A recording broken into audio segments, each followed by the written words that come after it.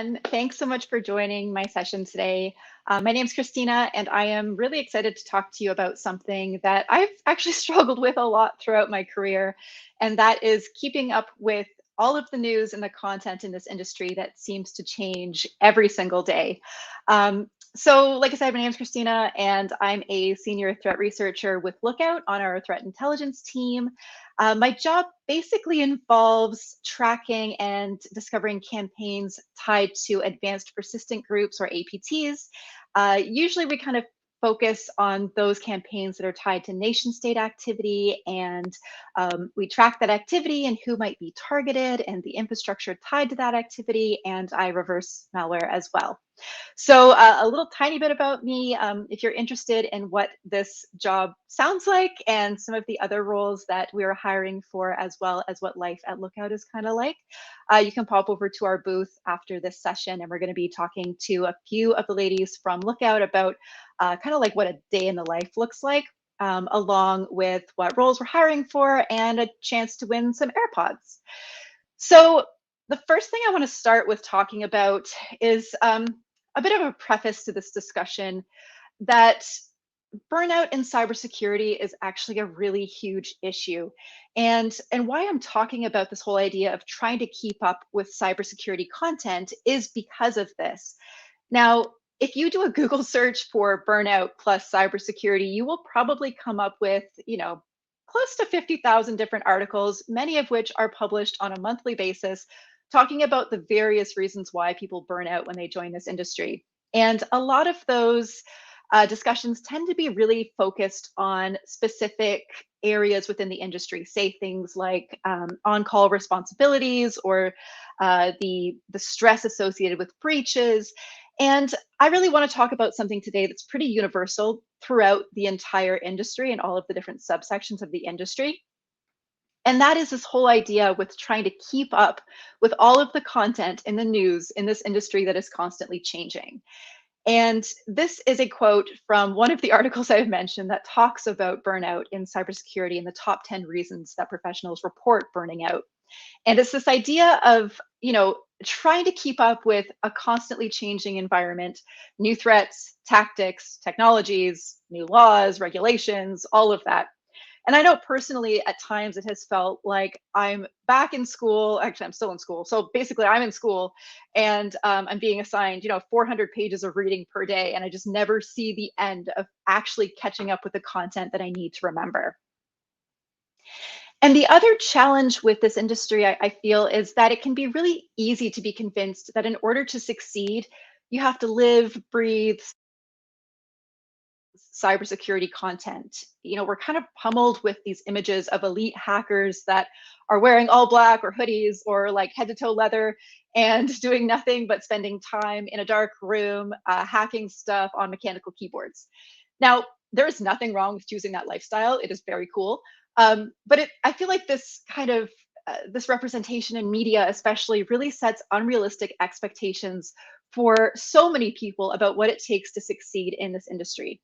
And I personally struggled with this a lot, both when I graduated from my computer science program many years ago, as well as when I transitioned into cybersecurity.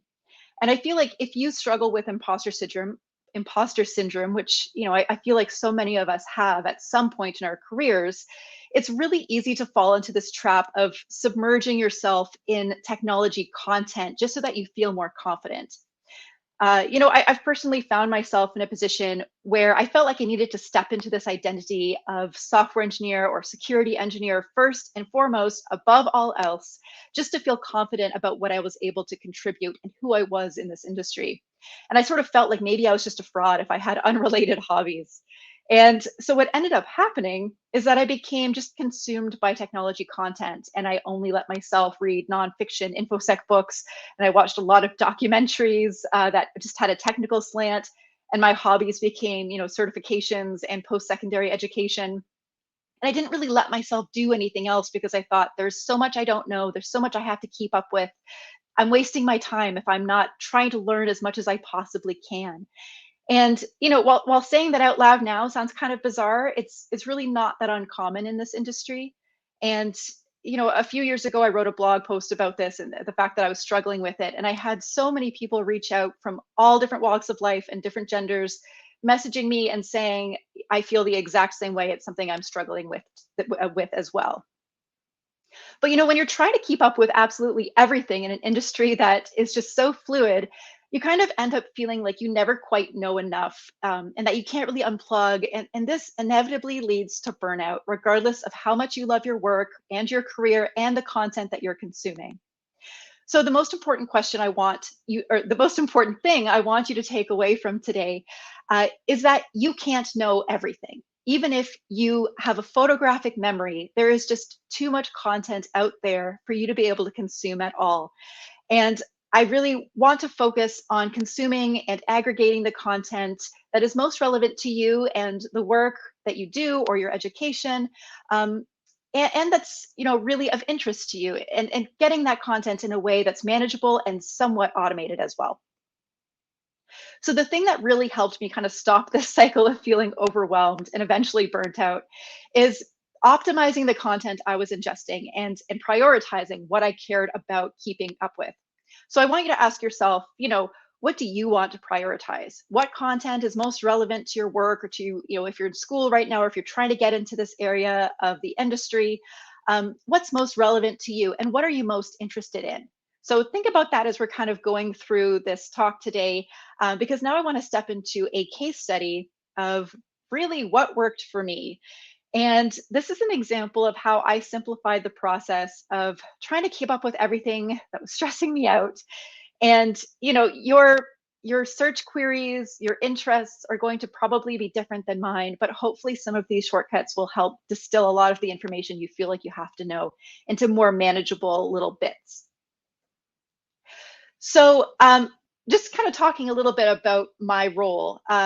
So as I mentioned, threat intelligence research, what does this involve? What kind of details do I care about?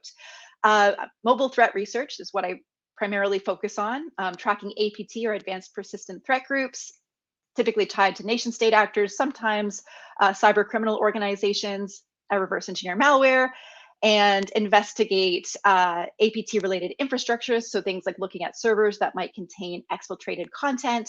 And then I share a lot of this research, either through blogs or with journalists, or sometimes at conferences. So these are all areas of my role and my work that I care about keeping on top of, and that I really want to optimize the amount of information that I'm consuming that is tied to these areas.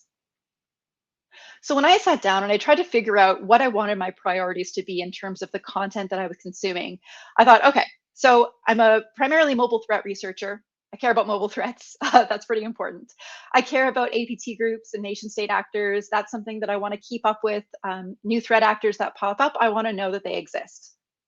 A lot of my role, since it is tied to nation state activity, is really given context by understanding geopolitical issues and current events. So those are things that I care about as well. And then non-mobile threats that are tied to these same APT groups, that can sometimes help you find things like multi-platform campaigns where an APT group is targeting desktop, but then they also, have a mobile app out there just for good measure. And then finally, industry events. So like I mentioned, our team shares a lot of the research that we do at things like conferences, or in blogs. And so I want to be able to keep up with what activity is happening in our industry, where I might be able to learn from other people or share what I've learned. But there's a lot of stuff happening in this industry, which is why we're talking about this. And there are some areas that just I'm never going to be able to understand everything that is happening in these other areas of cybersecurity. So, for example, threats to critical infrastructure that are tied to non-APT activities. Unless I transition over into a role that really primarily focuses on that, I don't spend a lot of time in that space. And so if I'm not keeping up with every single daily activity tied to critical infrastructure attacks, that's okay. I've accepted that. It's just not as relevant to my work. Social engineering, same deal. I'm not a pen tester. I don't do any kind of red team activity really. So that's just not as relevant for me. Non-APT related desktop targeted threats. If it's not an APT group, if it's not, tied to some of the threat actors that we care about, I'm interested in reading about it. But if I don't know every single attack that's out there, that's all right. I can accept that. And then finally, things like bug bounties and bug hunting. Again, I used to do AppSec. I don't do it anymore. And I don't do any kind of pen testing work. So it's just not really as relevant to my work. And I'm able to let that go. And it doesn't mean that I won't read about these activities or these areas of the industry. I'm just not going to be stressed out if I've just, not kept up with every single story that's coming out as it happens. So, what tools can I use to aggregate the data that I do care about? This is the question that I asked myself. And initially, even though I had my priorities, I was still, going through a bucket of like 20 different bookmarks in Chrome, trying to keep up with what was happening every day for things I still cared about. And it just was not efficient. So, I wanted to automate this process a bit. And I ended up using three tools: Google Alerts, which we'll talk about first, TweetDeck, and something called Feedly, which is an RSS aggregator. So Google Alerts is great because if you use Google in any way, if you have a Google account, you already automatically have access to it. And it's basically a way to get email alerts on some kind of set schedule, daily, monthly, weekly, that kind of thing, about certain keywords that you are interested in. This is really helpful for keeping track of like really specific search terms or areas of the industry that are really specific to the work that you're doing or what you care about. It's less useful for things like, when you want to see every single blog post that comes out from a particular research team, for example. But it's great for keeping up with kind of information spanning multiple different websites. And so here you can see all you basically do is put in an alert search query, which is essentially the same kind of search query you would put into Google. And then you can kind of set some parameters around how often you want to be emailed about this alert, if you want it to be an immediate thing, or on a weekly basis, daily kind of summary of what has been reported, that kind of thing. So here are some examples of what I have. Android plus malware, because I do a lot of mobile research tied to Android malware. My name, because like I said, we sometimes share our research, and I really want to know if a journalist has picked up something that I've said. I want to see how they've said that I've said it. So I get alerts on my name. And then some other areas tied to the research that I do. I do a lot of work with tracking Uyghur targeted surveillance campaigns. So that's of interest, as well as different APT group names. Now, that Google Alerts is great for just kind of aggregating those really specific key terms. But I personally also follow a lot of researchers on Twitter and a lot of industry leaders. And a lot of those people actually share content really relevant to the research that I'm doing. So there are certain Twitter accounts that share things like indicators of compromise for malware. And I want to be able to see those without kind of, going through hundreds and hundreds and hundreds of tweets that come in on like, an hourly basis if I'm lucky. So the way that I do this is through TweetDeck. And I'll show you what mine looks like. TweetDeck is made by Twitter. And if you have a Twitter account, you can just automatically go to tweetdeck.twitter.com and you can use it for yourself. So I have multiple columns. The first two are just kind of like your standard, Twitter interaction things. You've got your home column for all of the tweets that are coming in. Then I've got one for notifications if somebody like mentions me or something. And then I have these other columns specific to my research and my work. So the first two are search queries.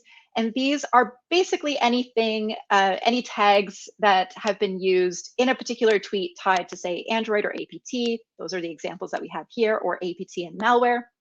And then I have another column that's a list of researchers. So these are people that I've added to a specific list who oftentimes share malware indicators that I want to keep track of. And I can kind of see everything they've shared within that particular column. Now, if you want to kind of specify how you want to ingest this content from Twitter, you can actually set different date ranges. You can choose languages. You can exclude retweets. You've got a lot of flexibility with how you can see the tweets that are retrieved from the queries that you've selected. And then finally, Feedly. So this is the RSS aggregator I talked about. This is really great if you want to keep up with, say, for example, research blogs or websites where you actually care about reading most of the content that's being produced by that user. And you can actually set priorities as well for what kind of content you want to see first, and then what kind of content you want to see later on that you can get to when you have time. Now, Feedly does have a specific cybersecurity option. It's not free, it's paid, and the licenses are pretty expensive. So I'm mentioning that here just in case it's something that you or your team might be interested in. You can read about it at the Feedly blog. But I'm just going to talk about the free options because you can actually still do a lot with that. So this is what my Feedly looks like. You can see on the left-hand side, I have a list of feeds. And the top one is actually a Google keyword feed. So if you don't have a Google account, you can still use Feedly and be able to get those alerts without them being sent to your email. And it will aggregate all of the content tied to those Google keywords in that particular feed listing. You can name it whatever you want. So I have one for Android threat hunting. And then I have another feed list for different blogs and primarily research blogs where I want to be able to see what they're publishing all the time. So the Citizen Lab does a lot of work tied to nation state activity and surveillance activity. And I want to see the research that they're publishing. It's not, super, super frequently. It's not every single week. And so I want to be able to ingest that content as it happens and have it all in one place. So that's an example of using this tool for that kind of content. Now, if you want to add one of those blogs, you can do like what I've done here with the Lookout blog. You can select a website, and then you can just do a search for like Lookout, and it'll bring back the RSS feed for the Lookout blog. Or you could use the keyword alerts, like I mentioned. Or you can actually use Twitter through Feedly for getting tweets that are relevant to kind of what we did with Tweetdeck, but it's paid. So I'm not really going to address it here because we're going to stick with free.